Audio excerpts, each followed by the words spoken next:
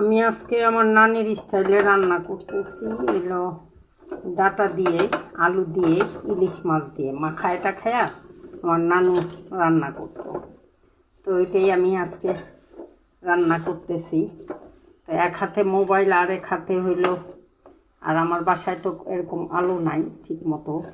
কী করবো, গ্রাম তো অনেক কষ্ট। সবাই আমার কষ্টটা শেয়ার করবেন, লাইক কমেন্ট শেয়ার করবেন। আর এই তরকারিটা খেয়ে দেখেন, খুব ভালো লাগে, মজা লাগে, বুঝছেন? তো পানি টানি অল্প দিয়ে আগে কষাই নিব, নিয়ে তারপর এটা করবো। এই আর কি, মরিচ বাটা, পেঁয়াজ বাটা, রসুন বাটা সব কিছু দিয়ে রান্না করতেছি। মানে এভাবেই বাটাটা দিয়ে রান্না করতে হয়। রমজানুল মোবারক। আল্লাহ হাফেজ।